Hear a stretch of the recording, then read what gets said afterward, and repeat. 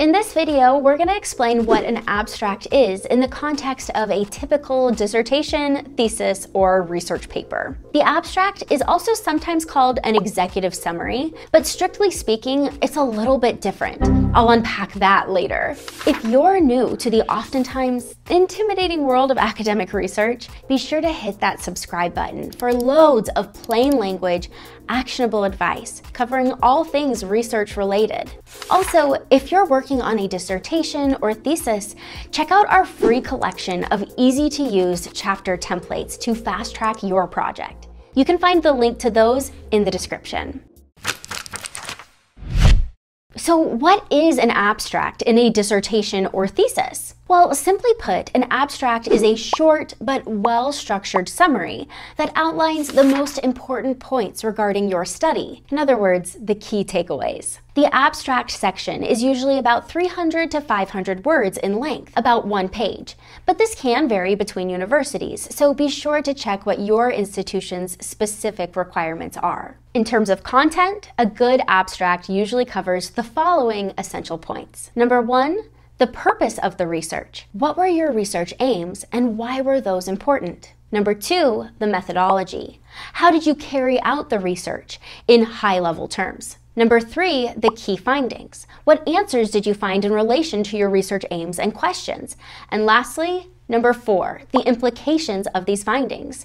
So basically, what do the answers mean for researchers and practitioners? As you can see, the abstract summarizes the key details of a study, much like an executive summary. Strictly speaking, though, an abstract and an executive summary are 2 different things. Typically, an abstract only states what the research will be about, but doesn't explore the findings, whereas an executive summary covers both. But in the context of a dissertation or thesis, the abstract usually covers both, providing a summary of the full project. Now, as I mentioned earlier, be sure to check with your university what their norms and preferences are, as these things do vary. If you can't get that info out of them, have a look at past dissertations and theses from your specific program to get an idea of what's considered normal. You can also view an example of a well-written abstract in the companion blog to this video.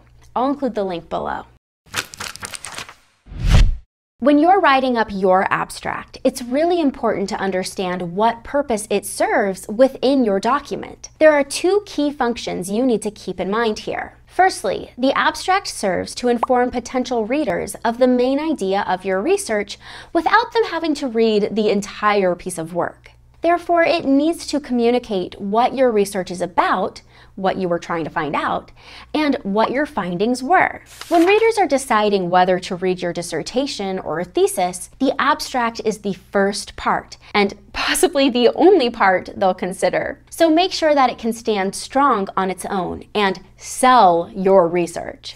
The second function of the abstract is to tell search engines and dissertation or academic databases what your document is all about. The keywords and phrases in your abstract, as well as your keyword list, will often be used by these databases to categorize your work and make it accessible to users. Simply put, your abstract is your shop front window.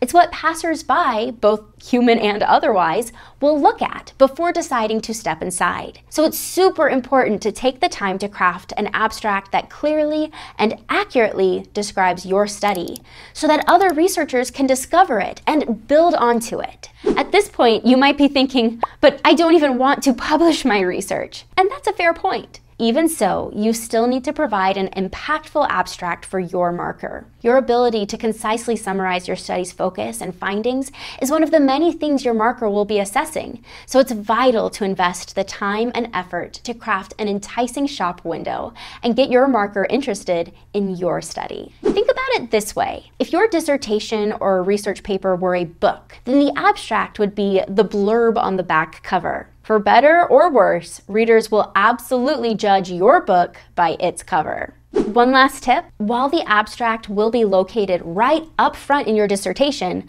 before the table of contents even, it's best to write it up last, after you've completed all the other sections of your document.